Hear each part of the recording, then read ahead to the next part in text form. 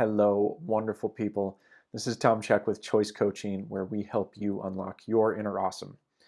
And today I just want to talk really quickly about kind of the journey of personal change. It's come up in a couple of sessions with clients lately, and I just want to anchor for folks kind of what I view as the expected kind of experience of change, and maybe some roadblocks that you might run into if you don't have a good helper on the journey. So change generally starts first off when we notice that there's a problem. And for ease of discussion, we'll just say that the problem is that I don't feel the way I want to feel. I might not know how I want to feel, and I might not know how I actually feel because I might not have words around those. But I know that there's some level of difference between those two and that it's causing a problem. That's kind of step one. After we notice that there's a problem, we start to look for the source of the problem. And this can be kind of frustrating sometimes because it can be hard to nail down. So we're looking around at all the different parts of our lives, trying to identify why we feel the way we feel and why we don't feel the way we want to feel.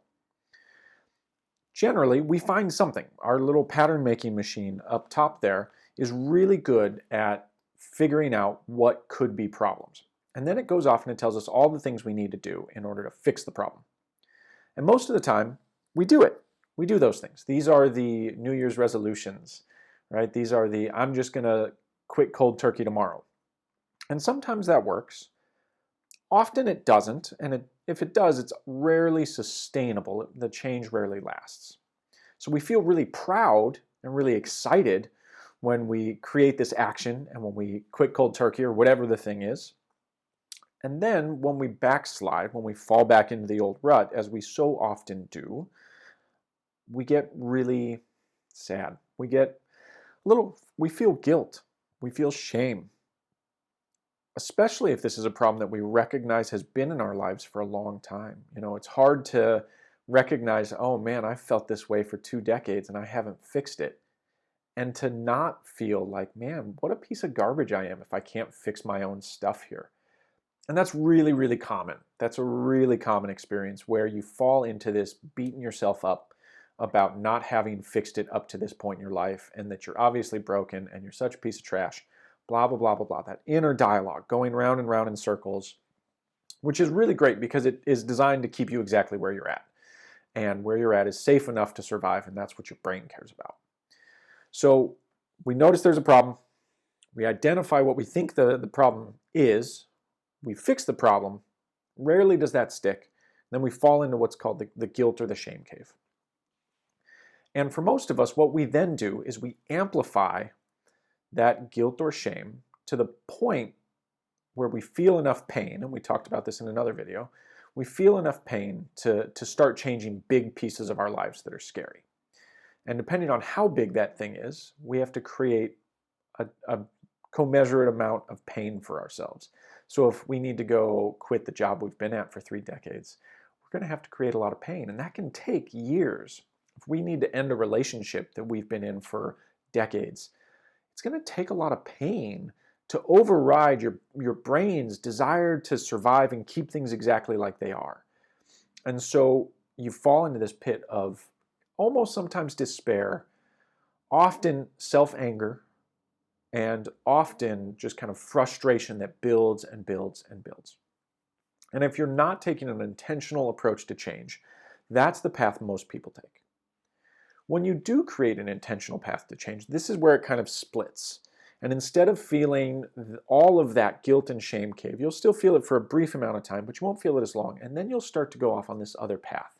And this other path is really what a lot of us want to feel. This path of empowerment, this path of exploration and curiosity and self-love. And all of that kind of sounds woo-woo, but it's what the payoff is of creating intentional change, not just willpowering our way through it and not trying to always change the external world, but being willing to change the internal world because we know that that's really where the problem is. And so often we identify that the actual problem is inside. And there's some pain that comes along with that. It's unavoidable. But with acceptance and with grace, we start to build this really odd motivation of starting to see things change naturally, starting to see the way we interact with ourselves differently, and starting to see the way that we interact with others is changing. And we start to get a little bit of momentum. And that momentum builds a little bit more motivation. And this becomes a positive feedback cycle as we are more and more willing to do little experiments to learn who we are and how we work as individuals, and then how the way that I work determines the world that I live in and the world that I experience. The way that I work changes, and the way that people respond to me thereby changes. And so I start to see the payoff of all the hard work. The hard work can be frustrating, but it does feel good. And then we start to see the payoff, and that feels really good, right? Then we're like top of the world, king of the mountain, queen of the mountain. And all of a sudden, we're not afraid of change anymore. And this is where, when you work with a really effective helper, this is where you want to be, because once you're there, there's nothing to stop you regardless of what comes up in your life.